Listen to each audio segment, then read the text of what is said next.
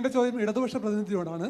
ഇന്ന് കേരളത്തിൽ യുവാക്കളുടെ തൊഴിലില്ലായ്മ നിരക്ക് പറഞ്ഞത് 30%. അതായത് നമ്മൾ ഇന്ത്യയിലെ തൊഴിലില്ലായ്മ നിരക്ക് 4.9% യുവാക്കളുടെ തൊഴിലില്ലായ്മ നിരക്ക് പറഞ്ഞത് കേരളത്തിൽ 29.6% അതേപോലെ കേരളത്തിൽ നിന്ന് 2023 പുറത്തു വന്നിട്ടുള്ള കണക്കുകൾ പ്രകാരം പറയുന്നത് 2.5 ലക്ഷം കുട്ടികൾ വിദേശത്തേക്ക് പഠിക്കാൻ പോയി എന്നാണ്. അതിൽ തന്നെ 5 ലക്ഷം ഒരു വർഷം വരുമാനമുള്ള ആൾക്കാരിൽ 60% കുട്ടികൾ വിദേശത്തേക്ക് പോയി എന്ന് പറയുമ്പോഴാണ് അതിൻ്റെ തീവ്രത നമ്മൾക്ക് മനസ്സിലാവുന്നത്. അപ്പോൾ ഇത്തരം കാര്യങ്ങൾ ഒരുപാട് വീഴ്ചകൾ വന്നിട്ടുണ്ട് നമുക്ക്. ഇപ്പോൾ ആരോഗ്യ മേഖലയിൽ പറയുകയാണെങ്കിൽ ഇപ്പോൾ നമ്മൾക്ക് ഹിന്ദു പേപ്പറിൽ ഇപ്പോൾ അടുത്ത് തന്നെ ഒരു വാർത്ത വന്നിരുന്നു, മെഡിക്കൽ മെഷീനറികളുടെ ഫണ്ട് ഷോർട്ടേജ് വന്നിട്ട് സപ്ലൈ നിന്നു എന്നുള്ളത്. അപ്പോൾ ഇതുപോലെ ഒരുപാട് കാര്യങ്ങൾ ഉണ്ടാകുമ്പോഴാണ് LDFിൻ്റെ ടാഗ് ലൈൻ പറയുന്നത് LDF അല്ലാതെ മറ്റാരുണ്ട്. ഇത് ജനങ്ങളെ പരിഹസിക്കുന്നതിന് തുല്യമല്ല. കാരണം LDFിൻ്റെ വീഴ്ചകളെ ചൂണ്ടിക്കാട്ടുമ്പോൾ അത് ജനവിരുദ്ധമാവുന്നില്ല ഒരിക്കലും. നമ്മളിവിടെ മതവും ജാതിയും അല്ല ചർച്ച ചെയ്യേണ്ടത്, ജനങ്ങളെ നേരിട്ട് ബാധിക്കുന്ന വിഷയങ്ങളാണ്. ഇപ്പോൾ ഇതൊക്കെ നേരിട്ട് ബാധിക്കുന്ന വിഷയങ്ങൾ വിദ്യാർത്ഥികൾ അനുഭവിക്കുന്നുണ്ട്, രോഗികൾ അനുഭവിക്കുന്നുണ്ട്.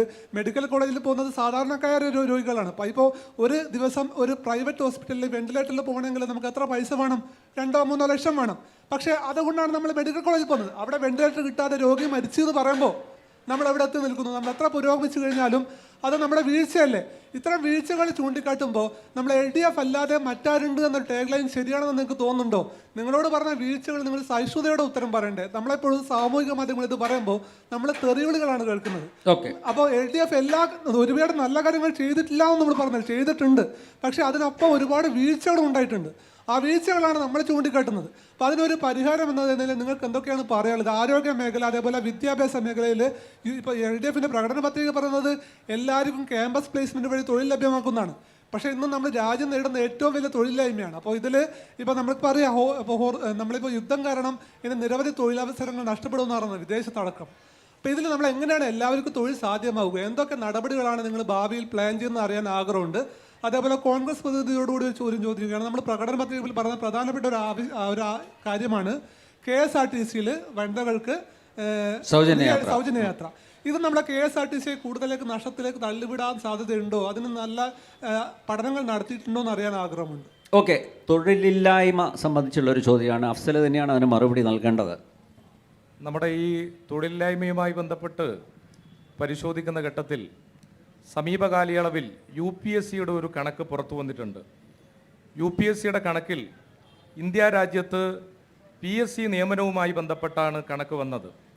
ഇന്ത്യ രാജ്യത്ത് 100 ആളുകളെ നിയമിക്കുമ്പോൾ 60 പേരെ നിയമിക്കുന്നത് കേരളത്തിലാണ് എന്നുള്ളത് UPSC പുറപ്പെടുവിച്ച കണക്കാണ്.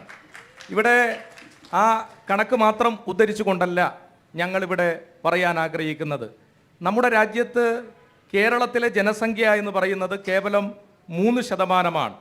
3% ജനസംഖ്യയുള്ള കേരളത്തിലാണ് 100 പേരെ നിയമിക്കുമ്പോൾ 60 പേരെ ഈ പറയുന്ന കേരള PSC ഇന്ത്യ രാജ്യത്ത് കേരള PSC വഴി 60 പേരെ നിയമിക്കുന്നു എന്നുള്ളത് ഈ തൊഴിലില്ലായ്മയുമായി ബന്ധപ്പെട്ട് ആഗോളതലത്തിലെ ഒരു പ്രശ്നം തന്നെയാണ്. ഇപ്പം നമ്മുടെ സംസ്ഥാനത്തിൻ്റെ പ്രത്യേകത എന്തെന്ന് ചോദിച്ചാൽ ഇവിടെ അഭ്യസ്ത വിദ്യരാണ്. അഭ്യസ്ത വിദ്യരെന്ന് പറഞ്ഞാൽ ഇവിടെ ബിരുദം കഴിഞ്ഞവരാണ്, ബിരുദാനന്തര ബിരുദം കഴിഞ്ഞവരാണ്. നമുക്കൊരു സർക്കാർ സർവീസിലേക്ക് കേരളത്തിൽ ആകെ ഇപ്പോൾ നിലവിലുള്ളത് 5 ലക്ഷം പേരാണ്. 5 ലക്ഷത്തിനും 6 ലക്ഷത്തിനും ഇടയിലാണ് ഇപ്പോൾ സർക്കാർ സർവീസിലേക്ക് ആളുകളെ നിയമിക്കാൻ വേണ്ടി പറ്റുക. ആ നിയമനം യഥാസമയം നടക്കുന്നുണ്ട്. മാത്രമല്ല നമ്മൾ സ്റ്റാർട്ടപ്പ് പദ്ധതികളിലൂടെ, വ്യവസായ സംരംഭങ്ങളിലൂടെ ഈ കാലയളവിൽ നിരവധി തൊഴിലവസരങ്ങൾ സൃഷ്ടിച്ചിട്ടുണ്ട് എന്നുള്ളത് കണക്കുകൾ പരിശോധിച്ചു കഴിഞ്ഞാൽ നമുക്ക് കാണാൻ വേണ്ടി കഴിയും. ഇത് മാത്രമല്ല, ഇവിടെ ആരോഗ്യ മേഖലയെ സംബന്ധിച്ചും ഇവിടെ ചിലർ പ്രതിപാദിക്കുകയുണ്ടായി. ഇവിടെ സുഹൃത്ത് ഈ പറയുന്ന ആരോഗ്യ മേഖലയെ സംബന്ധിച്ച് ചോദിച്ചു, BJPയുടെ പ്രതിനിധിയും ആരോഗ്യ മേഖലയെ സംബന്ധിച്ച് ചോദിച്ചു. നീതി ആയോഗ് നിയന്ത്രിക്കുന്നത് കേരള സർക്കാരല്ലല്ലോ.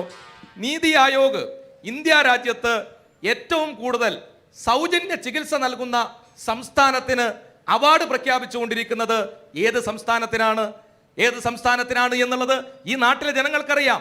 കേരളത്തിനാണ് നീതി ആയോഗ് വർഷങ്ങളായി ഈ പറയുന്ന സൗജന്യ ചികിത്സ നൽകുന്നതിന്റെ ഭാഗമായി ഇവിടെ അവാർഡുകൾ നൽകിക്കൊണ്ടേയിരിക്കുന്നത്. ഇത് മാത്രമാണോ? ഇവിടെ BJPയുടെ പ്രതിനിധി ഈ ആരോഗ്യ മേഖലയെ സംബന്ധിച്ച് പറയുന്നു, നമ്മുടെ തലശ്ശേരി ആശുപത്രിയെ കുറിച്ച് പറയുന്നു, കേരളത്തിലെ ആശുപത്രിയെ കുറിച്ച് പറയുന്നു. ഞാൻ ബഹുമാന പുരസ്സരം അദ്ദേഹത്തോട് ചോദിക്കുകയാണ്. നമ്മുടെ ഉത്തർപ്രദേശിലെ ഗോരഖ്പൂർ എന്ന് പറയുന്ന പ്രദേശത്ത് അവിടെ ഒരു ആശുപത്രി ഉണ്ടായിരുന്നു.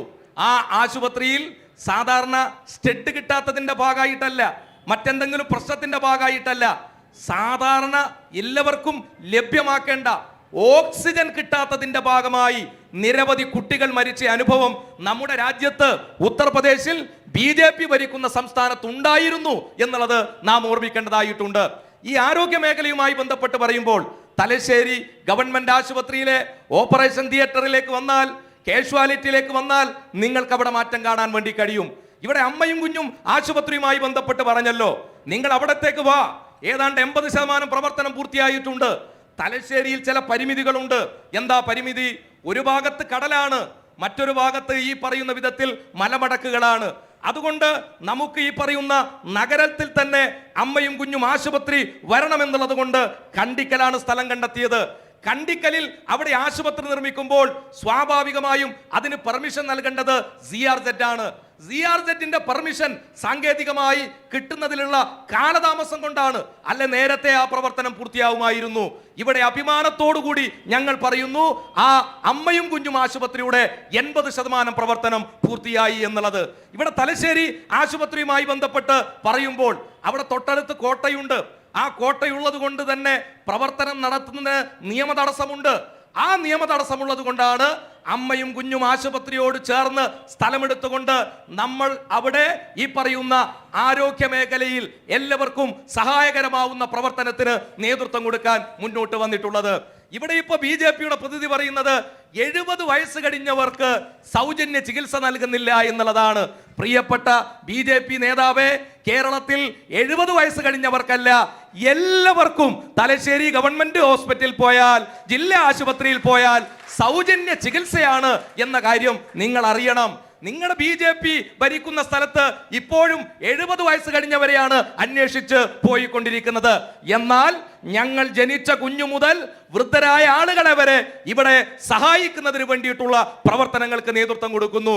തലശ്ശേരിയിൽ എന്തു ചെയ്തു എന്നതാണ് ഇവർ ചോദിച്ചത്.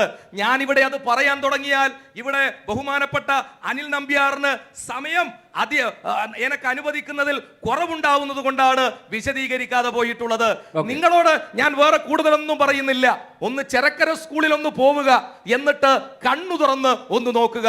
നിങ്ങൾ ചുണ്ടങ്ങാപ്പൊയിൽ ഗവൺമെന്റ് ഹയർ സെക്കൻഡറിയിൽ പോവുക, എന്നിട്ട് അവിടെ ഒന്ന് കണ്ണു തുറന്നു നോക്കുക. നിങ്ങൾ കതിരൂർ വൊക്കേഷണൽ ഹയർ സെക്കൻഡറിയിൽ പോവുക, എന്നിട്ട് അവിടെ ഒന്ന് കണ്ണു തുറന്നു നോക്കുക. അപ്പോൾ നിങ്ങൾക്ക് വിദ്യാഭ്യാസ മേഖലയിലെ മാറ്റം കാണാൻ കഴിയും. നമ്മുടെ പഞ്ചായത്തുകളിലെ ഫാമിലി ഹെൽത്ത് സെന്ററുകളിൽ പോയി കഴിഞ്ഞാൽ അവിടെ നിങ്ങൾക്ക് ആരോഗ്യ മേഖലയിൽ ഉണ്ടായിട്ടുള്ള മാറ്റം കാണാൻ കഴിയും. ആരാണ് കൊടുവള്ളി ROB യാഥാർത്ഥ്യമാക്കിയിട്ടുള്ളത്? ആരാണ് കടൽപ്പാലം ഇത്രമാത്രം ടൂറിസ്റ്റുകൾക്ക് വരാൻ ആവശ്യമായ സൗകര്യമൊരുക്കിയത്? കഴിഞ്ഞ ഒരു മാസം മുമ്പല്ലേ ഞങ്ങള് അനിൽ നമ്പ്യാറെ ആ പൊന്യത്തങ്കത്ത് കണ്ടത്. ആ പൊന്യത്തങ്കത്തിന്റെ ഭാഗമായി എത്ര ലക്ഷക്കണക്കിന് ആളുകളാണ് സാംസ്കാരിക പരിപാടിയിൽ പങ്കെടുക്കാൻ വരുന്നത്. അവിടെ ഈ പറയുന്ന കളരി മ്യൂസിയം ഒരുങ്ങുന്നത് നമ്മൾ കാണുകയല്ലേ. കളരി മ്യൂസിയം നിർമ്മിക്കുന്ന, അതോടൊപ്പം തന്നെ ഇവിടെ കൊടുവള്ളി ROB യാഥാർത്ഥ്യമാക്കിയ വിദ്യാഭ്യാസ മേഖലയിൽ, ആരോഗ്യ മേഖലയിൽ പുരോഗതി കൊണ്ടുവന്നിട്ടുള്ള ഈ സർക്കാർ ഈ തലശ്ശേരി മണ്ഡലത്തിനകത്ത് ഒന്നും ചെയ്തിട്ടില്ല എന്ന് പറയുകയാണ്. സഖാവ് അഡ്വക്കേറ്റ് AN ഷംസീറിന്റെ നേതൃത്വത്തിൽ അഭൂതപൂർവമായിട്ടുള്ള വികസനം ഇവിടെ നടന്നിട്ടുണ്ട് എന്ന ഇവിടെ പറഞ്ഞു വെക്കാനുള്ളത്. പിന്നെ ഒരു കാര്യം കൂടി പറയാം. ഇവിടെ തൊട്ടടുത്ത് UDFന്റെ പ്രതിനിധി പറയാണ്. എന്താ പറയുന്നത്?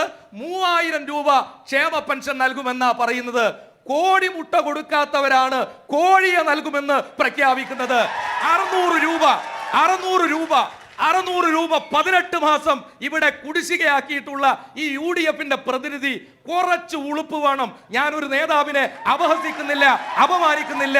എന്തേലും ഒരു പ്രവർത്തനം മാന്യമായ നിലയിൽ പറയുന്നതിന് വേണ്ടി തയ്യാറാവണം. പിന്നെ KSRTC, അനിൽ നമ്പ്യാർ, നമ്മൾ ഇവിടെ കുറെ കാലമായല്ലോ രാഷ്ട്രീയ പ്രവർത്തനം തുടങ്ങിയിട്ട്.